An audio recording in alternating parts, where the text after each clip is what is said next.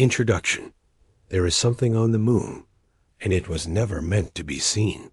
For decades, humanity believed the lunar surface was empty, silent, lifeless. But buried inside forgotten transmissions, damaged photographs. Why were certain images erased? Why did astronauts hesitate when describing what they saw? And why does every attempt to revisit these anomalies end in silence? When humanity first looked toward it, the moon represented distance, mystery, and conquest, but never danger. It was a cold, dead rock, hanging quietly above the Earth, unchanged for billions of years. Astronomers mapped it. Scientists measured it. Poets romanticized it. And governments assured the public that there was nothing there worth fearing. During the early days of lunar exploration, every transmission from the surface was monitored, archived, and filtered through layers of military oversight. Official recordings presented calm voices, clean data, and reassuring conclusions. But behind the polished broadcasts, something else was happening, something that never made it into the public record. The first anomalies were subtle. Astronauts described shadows that did not align with the sun's position. Cameras captured structures that were later dismissed as compression artifacts or lens flares. Each incident, taken alone, was easy to ignore. Together, they formed a pattern that no one wanted to acknowledge. Inside classified review rooms, analysts began flagging certain frames. Angular silhouettes stood against the stark white surface, casting shadows that stretched unnaturally long. When technicians enhanced the images, they noticed repetition, geometry, symmetry, intent. Then came the silence.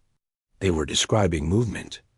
One astronaut, whose name was later removed from public mission logs, paused for several seconds during a live feed. When the signal returned, a single sentence that should never have existed. It is not part of the terrain. That line was cut from every official release. Back on Earth, a small group within the space program began quietly reclassifying lunar data. The moon, once celebrated as humanity's next frontier, became something else entirely. A place discussed carefully, selectively, and with increasing discomfort. The public remained unaware, but the fear was growing behind closed doors. Because the more data they analyzed, the clearer it became that whatever was on the moon was not random, not ancient debris, and not human-made. As preparations began for subsequent missions, a question circulated through classified corridors, never written down, never spoken aloud in meetings. If something was already waiting on the moon, what would happen when humans returned? Before anyone could answer, new images arrived. And this time, they showed something impossible, standing exactly where no shadow should exist. Part 2. The new images were never meant to leave the secure archive. They arrived bundled with routine telemetry, disguised among thousands of ordinary frames taken during orbital passes. A shadow appeared where no object existed to cast it. The shadow was sharp, deliberate, and wrong. When the image was compared against solar angle calculations, the math collapsed. The sun's position could not produce that shape. Engineers recalculated using alternative models, assuming sensor error or data corruption. Every model failed. The shadow remained, perfectly consistent across multiple frames taken minutes apart. Then they found the structure. It was not tall, but it was precise. The moment the enhancement software sharpened the contrast, the room went quiet. Someone ordered the lights dimmed. Another analyst froze the frame. A third marked the coordinates and immediately flagged them for restriction. The structure was there, undeniable, and positioned just beyond the planned landing zone of an upcoming mission. Close enough to observe, close enough to approach. Others insisted it was an illusion amplified by human pattern recognition. But a smaller group said nothing at all. Its shadow shortened, then lengthened, independent of solar movement. The moon was rotating as expected. The object was not behaving as it should. And then there was the reflection. Official documentation described the region as unstable, unsuitable for landing due to surface inconsistencies. It never appeared when directly observed, only when cameras glanced across it, as if it understood how it was being seen. Then came the transmission anomaly. Not a message, but a signal acknowledging presence. The moon was no longer silent. As the probe completed its orbit, one final image arrived before contact ended. The structure was no longer partially buried. It was fully exposed. And it was facing the camera. Whatever was on the moon had stopped hiding. PART-3. The decision to continue observing was no longer scientific. It was strategic. Once the structure was fully exposed, denial became impossible. Emergency meetings were held behind sealed doors, involving agencies that had nothing to do with astronomy, searching for stress markers that had been previously dismissed as fatigue. The conclusion was unanimous and unspoken. The object was not debris, it was not natural, and it was not dormant. What terrified them most was its consistency. Across different missions, different cameras, and different years, the structure maintained exact proportions. Its dimensions did not erode. Its surface did not accumulate dust at the expected rate. Then something worse happened. Archived footage from the earliest unmanned lunar flybys was re-examined using modern enhancement tools. Frames that had been considered useless due to low resolution were reconstructed. Grain by grain, contrast by contrast, a familiar silhouette emerged. The structure had been there long before humans arrived. Same orientation. The implication was staggering. The moon had been hosting this presence silently, patiently, while humanity evolved beneath it. And then the analysts noticed the timing. The structure's increased exposure correlated precisely with moments of intensified human observation. The first orbiters, the first landing, the surge in lunar satellites. Each step closer humanity took, the object revealed more of itself. Not randomly, responsively, it was reacting to attention. A classified hypothesis began circulating among senior staff, one that would never appear in writing. The object was not simply being observed. It was observing back, measuring humanity's curiosity, tracking technological capability. That threshold may have been crossed during a mission that officially reported nothing unusual. During a later lunar landing, astronauts were instructed to conduct a routine geological survey far from restricted zones. Public footage showed calm professionalism, flags planted, samples collected, smiles transmitted back to Earth, but the raw data told a different story. For nearly 90 seconds, the astronauts' heart rates spiked simultaneously. Their suit cameras pointed away from assigned tasks, drifting toward the horizon. Their voices dropped, speech patterns fragmented. One crew member repeatedly asked for confirmation of mission parameters, as if grounding himself in procedure. The only explanation was impossible. Something else had changed position. Psychologically, however, subtle changes were noted. A reluctance to discuss specific moments of the mission. If it wanted us closer, we would not have had a choice. After that, lunar missions slowed. Budgets were redirected. Public interest was allowed to fade. The moon was quietly reframed as unimportant, already conquered, no longer urgent. Humanity looked outward instead, toward Mars, toward deeper space. But the data kept coming. Satellites continued to capture anomalies around the same coordinates. Shadows that moved against physics. And whatever was on the moon was no longer alone. It angled away, elongated, as if cast by a light source that did not belong in lunar space. Engineers searched for explanations that would preserve reality. Reflections from orbiting satellites. Instrument ghosting. The discovery fractured the internal consensus. Until that moment, many believed the structure was a singular artifact. A probe, a marker. perhaps an automated system left behind by an intelligence long gone. But a second shadow implied interaction, movement, proximity. It suggested that the moon was not merely hosting a relic, but functioning as a site. Sometimes significantly, whatever cast the second shadow was not stationary. Civilian data streams were filtered more aggressively. The rhythmic interference detected years earlier returned, now cleaner, more structured. Analysts compared it against everything from pulsar emissions to encrypted communication protocols. Nothing matched, until someone overlaid it with human activity timelines.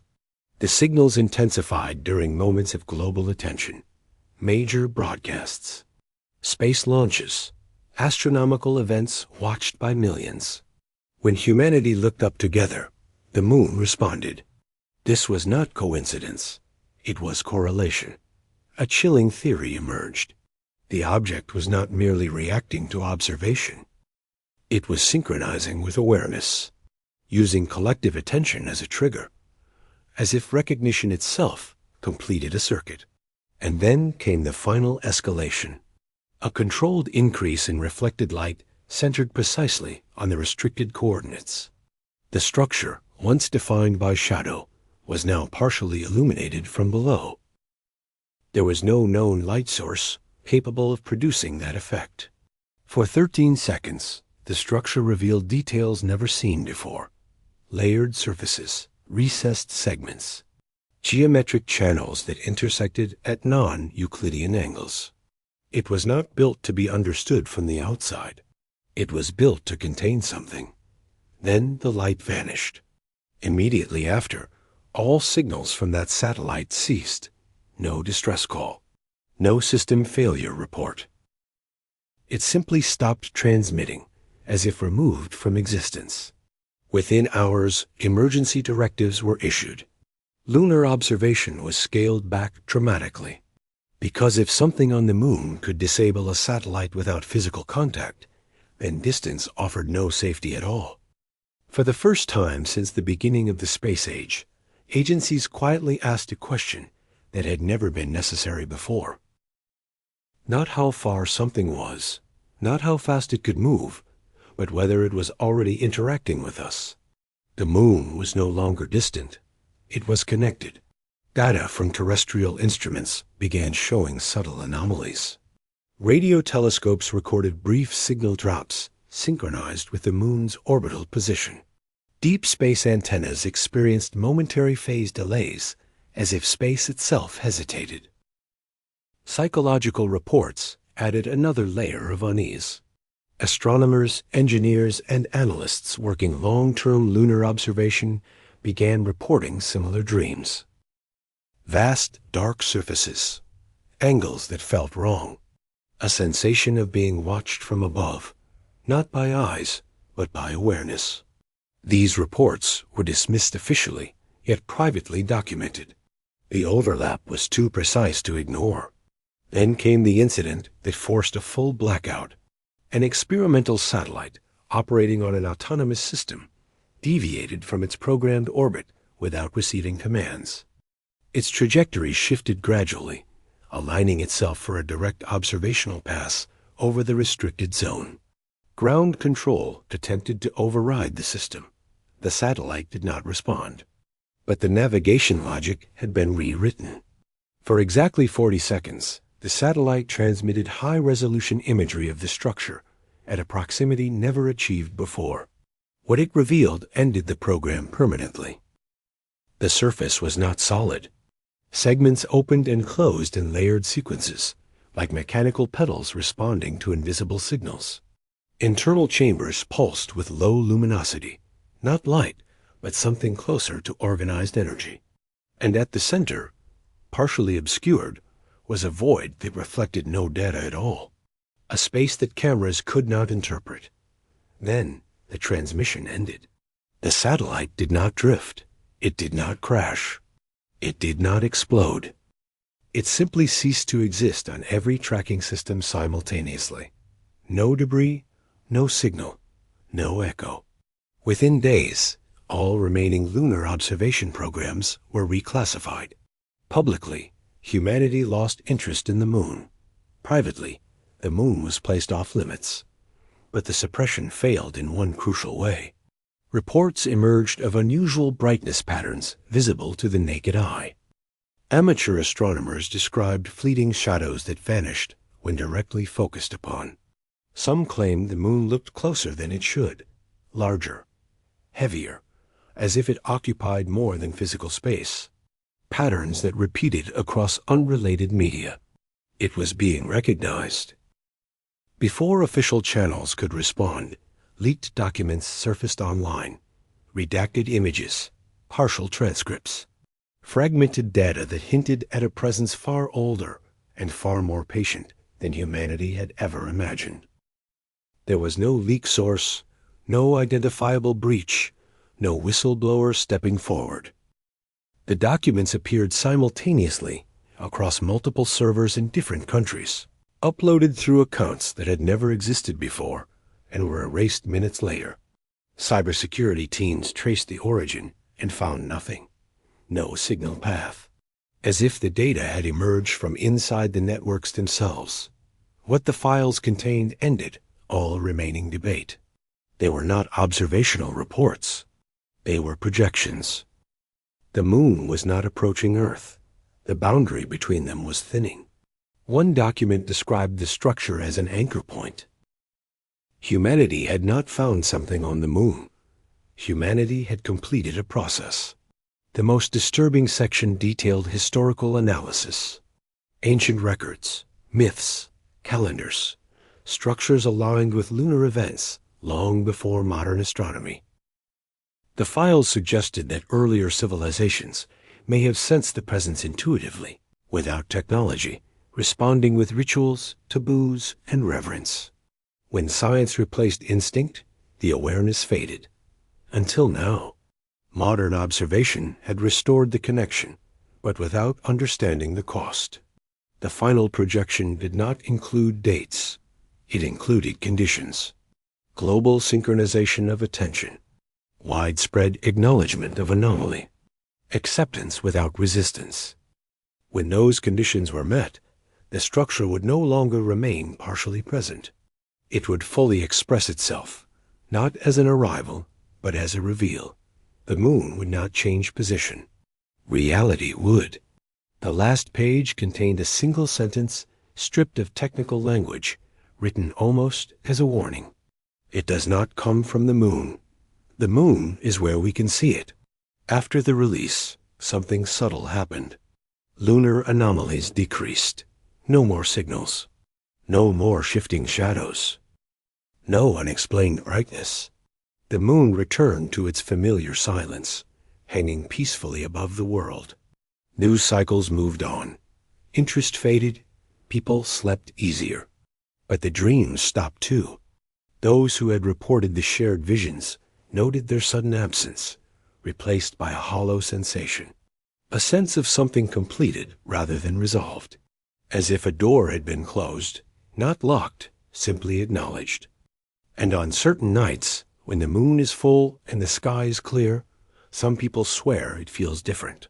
Not brighter, not closer, just aware, as if it knows it has been seen, and is waiting, because whatever is on the moon no longer needs to hide.